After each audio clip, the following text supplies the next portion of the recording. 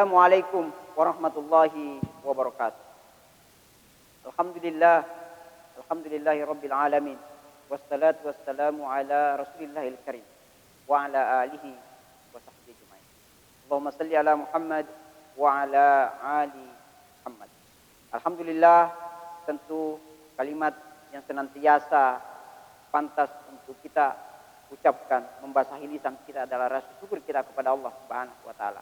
Kita yakin betul bahwa Dialah yang memberikan semua apa yang telah kita rasakan dalam kehidupan ini. Sampai Allah Subhanahu wa taala dalam berbagai firman-Nya menegaskan kepada kita bahwa tidak mungkin kita mampu menghitung nikmat Allah yang telah diberikan kepada kita. Wa in ta'uddu nikmatallahi la tuhsuha. Kepada Nabi Muhammad sallallahu alaihi wasallam kita bersalawat.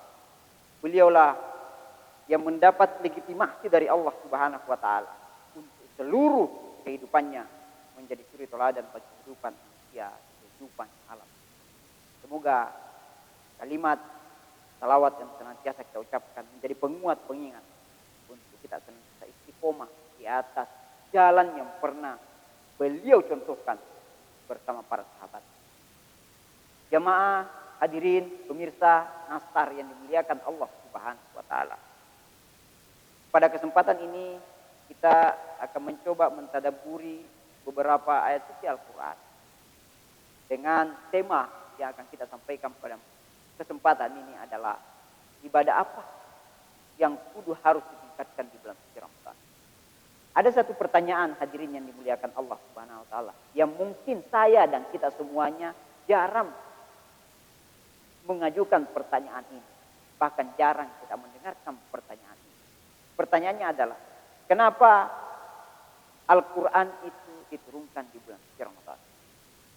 Ini akan ada keterkaitannya nanti dengan tema yang akan kita sampaikan pada kesempatan ini. Kenapa Al-Quran ini diturunkan pada bulan suci Ramadan?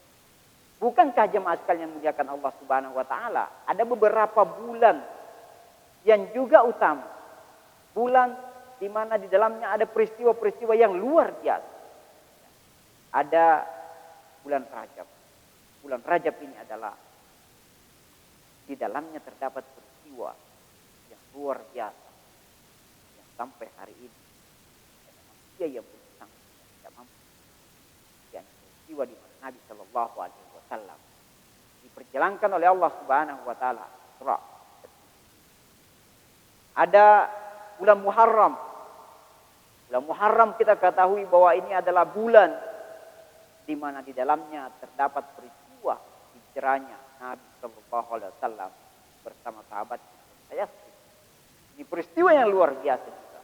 Kemudian ada bulan Rabiul Awal. Bulan Rabiul Awal ini jemaah sekalian berbahagia adalah bulan di mana Nabi Shallallahu Alaihi Wasallam dilahirkan. Di mana Allah Subhanahu wa taala melahirkan manusia terbaik untuk alam. Kenapa tidak di bulan-bulan ini diturunkan Al-Quran? Allah Subhanahu wa taala menyampaikan ini kepada kita di dalam firman-Nya dalam surah Al-Baqarah ayat 155. Syahrul Ramadan alladzi unzila fihi Al-Quran hudal lin-nas wa bayyinatin minal huda wal furqan. Faman syahida minkum syahra falyasum.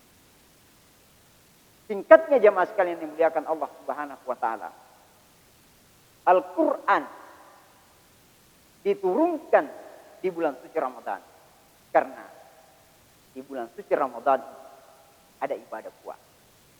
Sebagaimana Ibnu Katsir menafsirkan ayat ini, beliau mengatakan bahwa Allah menyanjung bulan puasa dibanding bulan-bulan lain dengan dipilihnya sebagai waktu diturunkannya Al-Quran. Karena hal ini pula Dia mengistimewakannya. Jadi jamaah sekalian yang dimuliakan Allah Subhanahu wa taala, Allah ingin menegaskan kepada kita bahwa dipilihnya bulan Ramadan, dipilihnya Ramadan, ya, diwajibkannya berpuasa karena di sana ada Al-Quran. Di sana tempat diturunkannya Al-Quran. Ya. Sehingga ini menjadi penguat kepada kita semuanya. Di antaranya, ya, bahwa ibadah yang sangat pas menyertai ibadah puasa kita di bulan Ramadan adalah membaca Al-Quran. Membaca Al-Quran. Coba jemaah sekalian berbahagia, kita renungkan beberapa keterkaitan di dalam Al-Quran. Misalnya Allah Subhanahu wa taala mengatakan, ya, yang dipanggil ya untuk menjalankan ibadah puasa itu adalah orang yang beriman. Ya ayyuhalladzina amanu kutiba alaikum ya kama kutiba alal ladzina min qablikum la'allakum tattaqun. Jadi yang dipanggil untuk melaksanakan ibadah puasa itu adalah orang yang beriman. Ya. Kemudian selanjutnya, ya, iman itu abstrak. Tidak terlihat, tidak bisa diraba, tetapi Allah Subhanahu wa taala menunjukkan indikatornya kepada kita. Sebagaimana dalam surah Al-Anfal Allah Subhanahu wa taala berfirman, "Innamal mu'minuna alladzina idza dzukirallah wajilat qulubuhum wa idza tuliyat 'alaihim ayatu zadatkum iman." Jadi orang yang beriman itu ya adalah orang yang apabila dibacakan Al-Qur'an kepadanya bertambah imannya kepada Allah Subhanahu wa taala. Kemudian ya, tujuan ritual, tujuan spiritual pada puasa itu adalah takwa. La'allakum tattaqun. Sehingga jemaah sekalian yang dimuliakan Allah Subhanahu wa taala, ini menjadi fakta ya, penguat ya, kepada kita semua bahwa betapa erat kaitannya antara ibadah puasa dengan ibadah membaca ayat suci Al-Quran. Ya. Sehingga kalau pertanyaannya, ibadah apa yang harus kita tingkatkan di bulan suci Ramadan ini? Di antara ibadah yang utama, ya, yang harus kita tingkatkan di bulan ini dari ibadah-ibadah utama yang lainnya adalah ibadah membaca Al-Quran. Begitulah Nabi dan para sahabatnya serta ulama-ulama dalam memperlakukan Ramadan ini, dalam mensandingkan ibadah puasa dengan ibadah lainnya, ya, adalah membaca Al-Quran. Nabi Shallallahu Alaihi Wasallam di setiap Ramadan, ya, didatangi oleh malaikat, mengajarkan ya kepadanya membaca Al-Quran.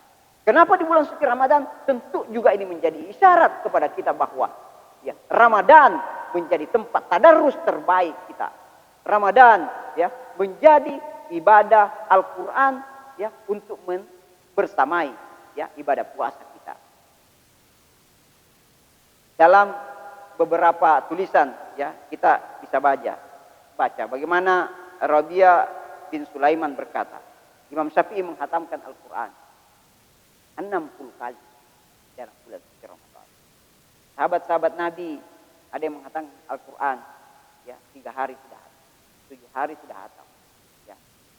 Utsman bin Affan radhiyallahu anhu ya mengisi malam-malamnya ya seluruhnya membaca Al-Quran. Ya. Sehingga jamaah sekalian yang dimuliakan Allah Subhanahu wa taala, ya. Saya ingin menguatkan, berpesan kepada diri saya dan kita semuanya. Mari kita tingkatkan, kita kuatkan lagi baca Al-Quran kita di bulan suci Ramadan. Sebab inilah isyarat ibadah ya yang pas. Inilah petunjuk ibadah di antaranya ya, yang sangat berkualitas untuk kita lakukan di bulan suci Ramadan, mendampingi ibadah. Sekian ya penyampaian saya pada kesempatan ini. Semoga Ramadan menjadi Ramadan terbaik kita di tahun ini. Semoga Ramadan ini menjadi Ramadan kita di mana Ramadan ini menjadi Ramadan yang kita banyak berinteraksi dengan Al-Quran ini.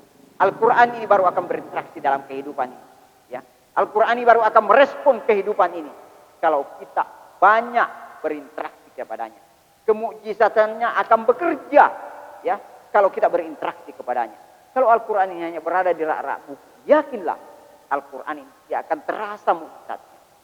Dia tidak akan berdialog menjadi solusi bagi kehidupan kita. Dia tidak akan menjadi petunjuk bagi kehidupan kita.